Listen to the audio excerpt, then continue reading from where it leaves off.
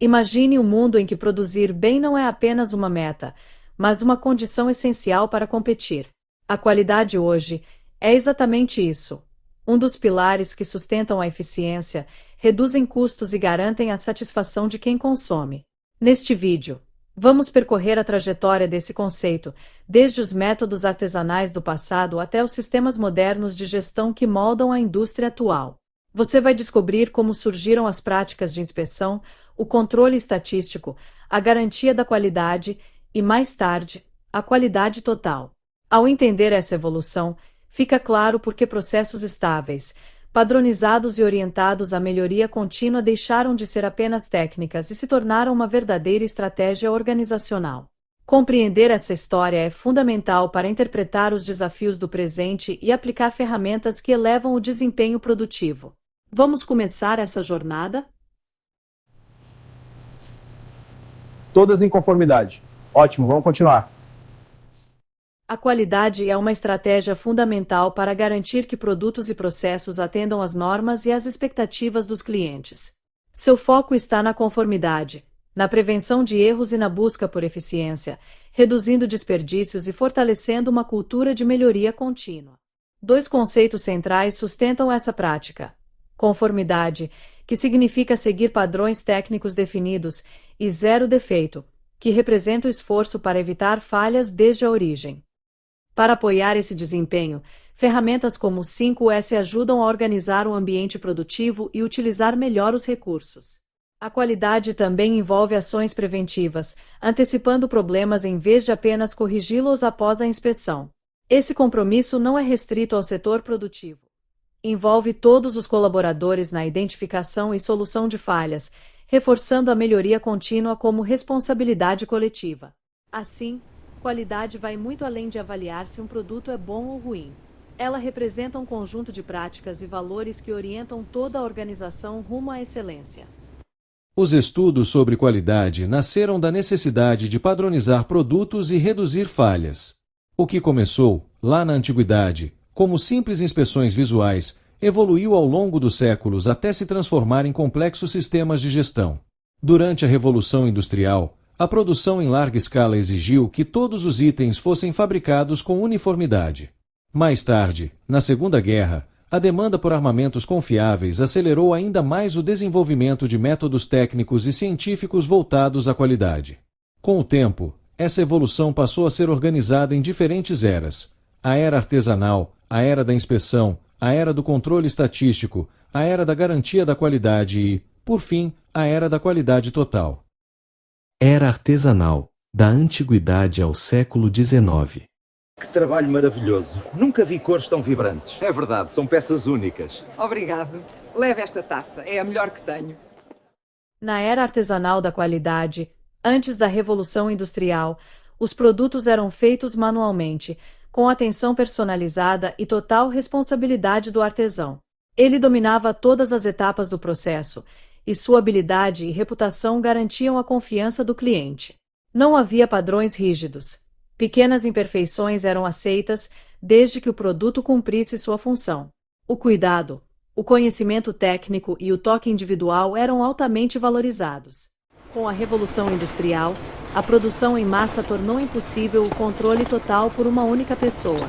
Isso gerou problemas de qualidade e levou ao surgimento da inspeção como forma de verificar os produtos, marcando o início da abordagem moderna da qualidade. Era da inspeção, início do século XX.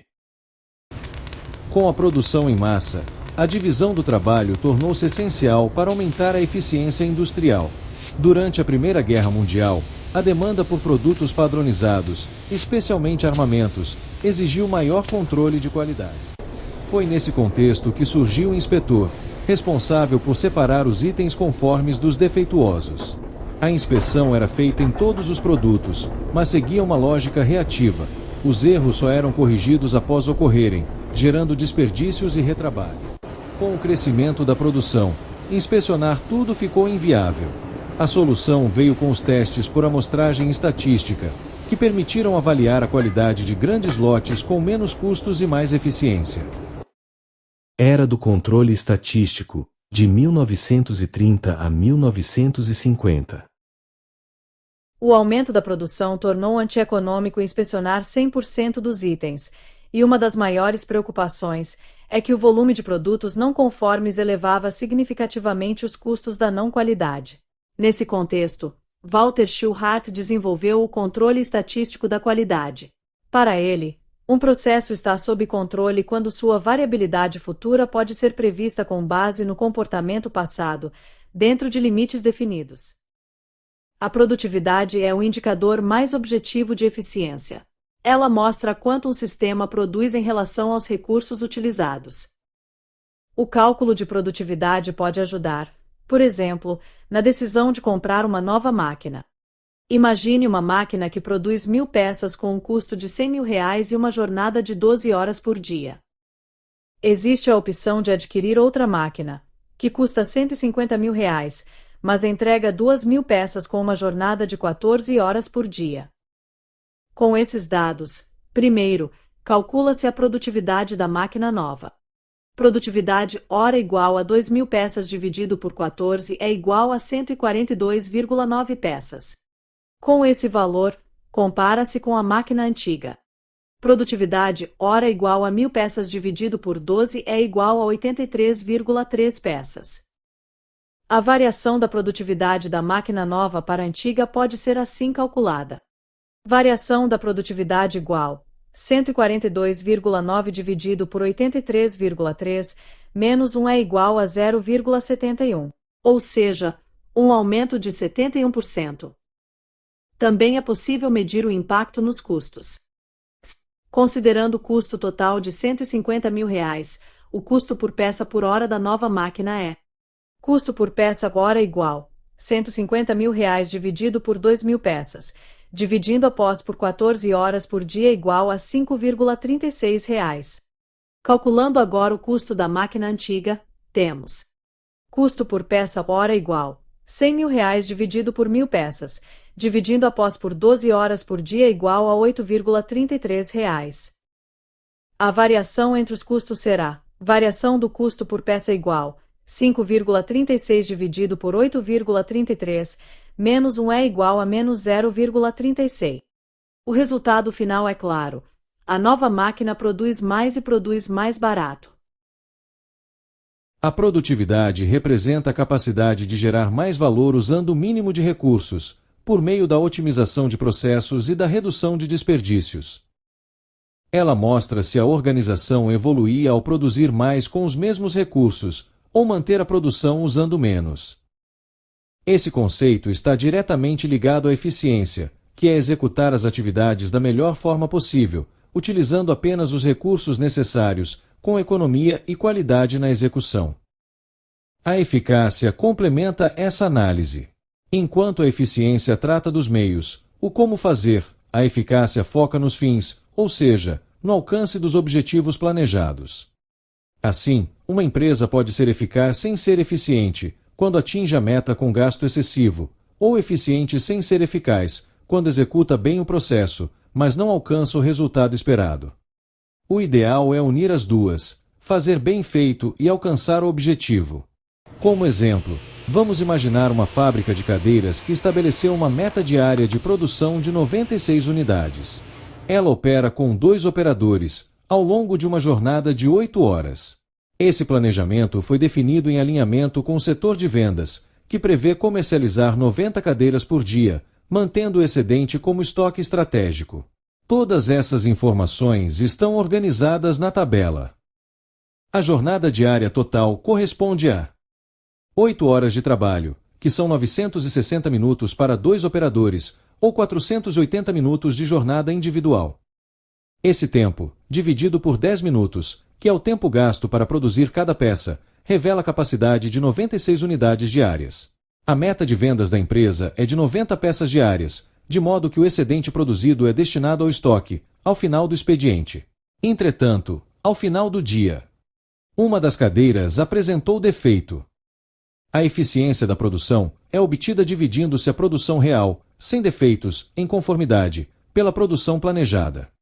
O cálculo revela que a equipe de produção teve uma eficiência de 98,96%.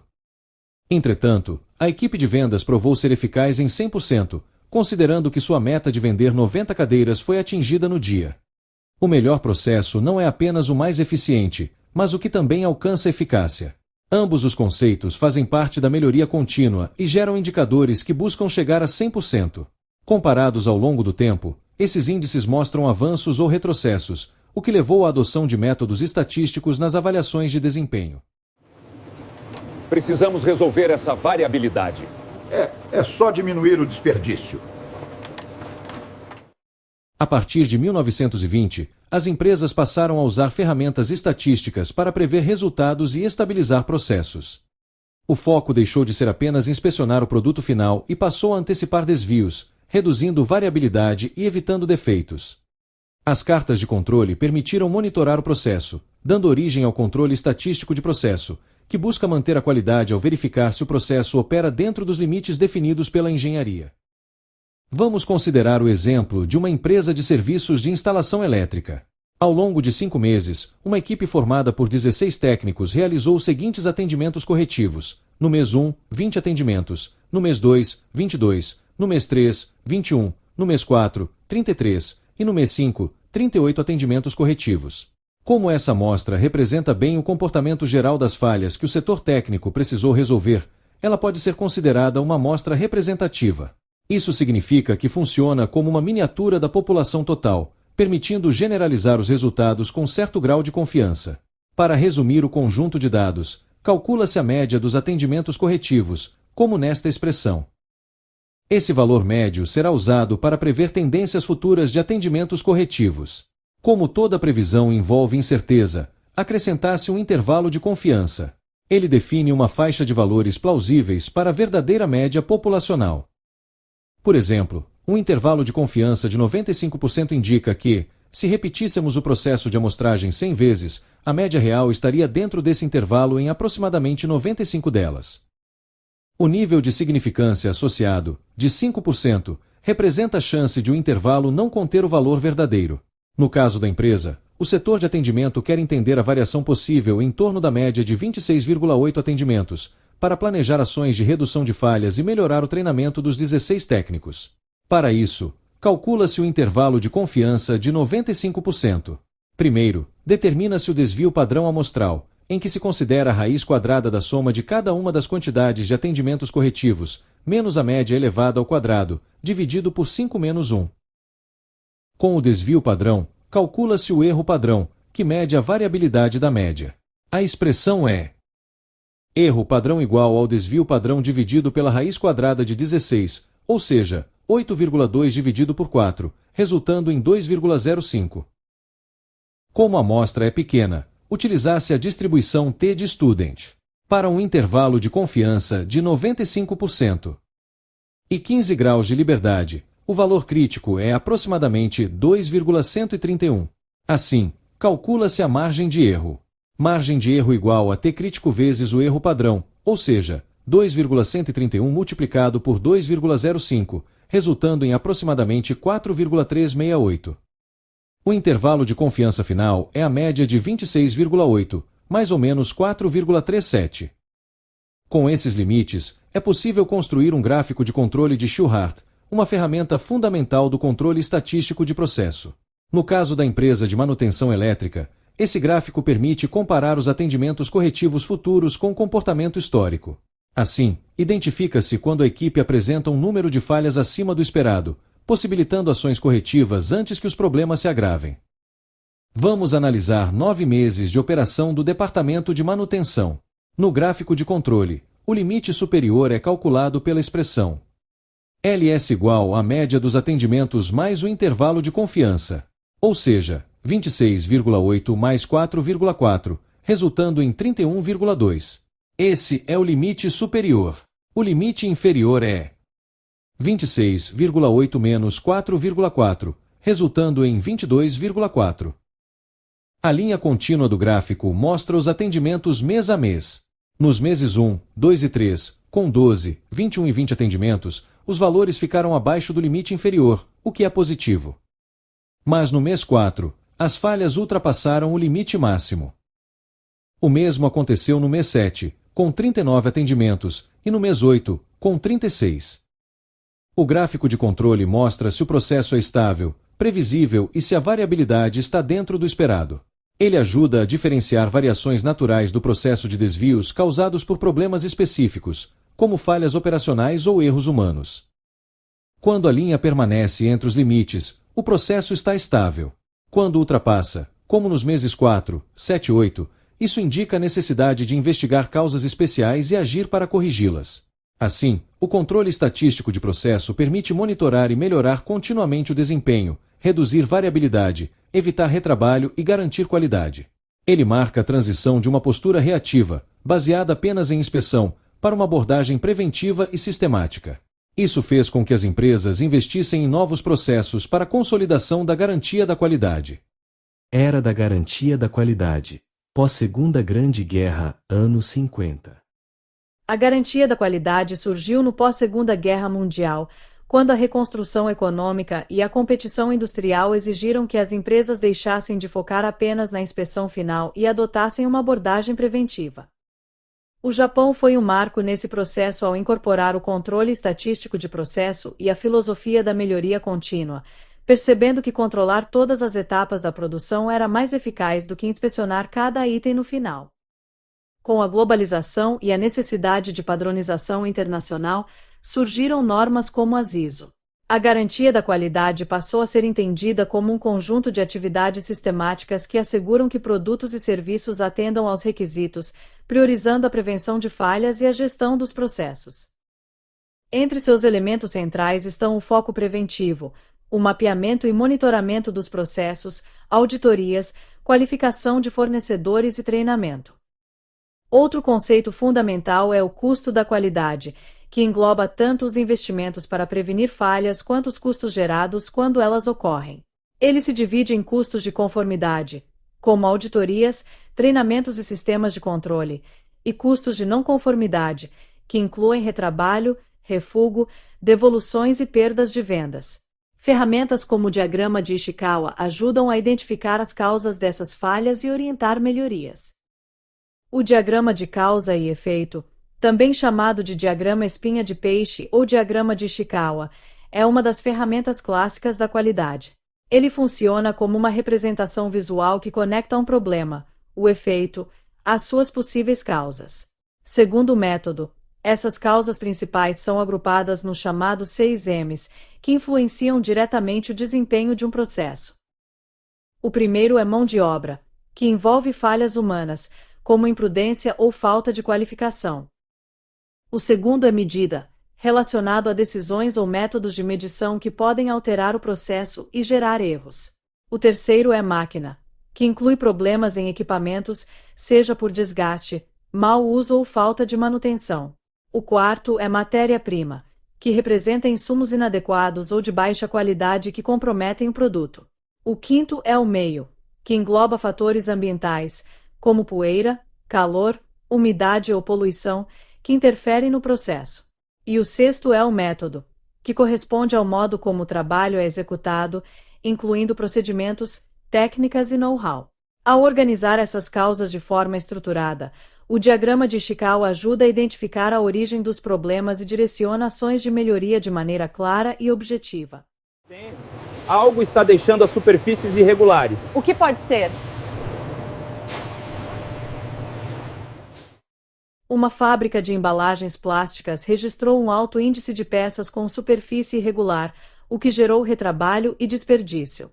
Nesse período, foram produzidas 10.000 unidades, e 1.000 apresentaram defeito, um refugo de 10%. Cada peça defeituosa custa R$ 5,00, somando um total de R$ 5.000 em custos de não qualidade. Para identificar a causa raiz, a equipe analisou o processo e organizou os fatores no diagrama de causa e efeito. O estudo mostrou que 60% do problema vinha do material fora de padrão, 30% da calibragem incorreta da máquina, e os 10% restantes de outras causas menos relevantes. Com base nessas constatações, foi elaborado um plano de ação para reduzir custos, concentrando esforços nas causas raiz. A empresa decidiu investir em ações preventivas, instalando um desumidificador industrial para o polímero, ao custo de R$ 10.000, e atualizando o procedimento de calibração da máquina, acompanhado de treinamento, sem custo adicional. Após um mês, o custo da não qualidade apresentou uma queda significativa. Custo inicial de não qualidade, R$ 5.000. Custo final de não qualidade, R$ 500. Redução mensal, R$ 4.500. Custo da qualidade incorrido, R$ 10.000. Retorno sobre o investimento. 10.000 dividido por 4.500, equivalente a 2,22 meses de produção. As embalagens estão perfeitas. Mas faltava mesmo calibragem. Essa análise mostra como o controle dos custos da qualidade é essencial para racionalizar gastos e aumentar a eficiência. Ferramentas de identificação e análise de falhas, como o diagrama de Ishikawa, ajudam a revelar as causas dos problemas e orientar ações que elevam o desempenho e a qualidade da organização. A transição da garantia da qualidade para a era da qualidade total representou uma mudança profunda na gestão de processos. Enquanto a garantia da qualidade focava na prevenção de falhas e no cumprimento de procedimentos, a qualidade total ampliou essa visão, transformando a qualidade em um valor estratégico e cultural.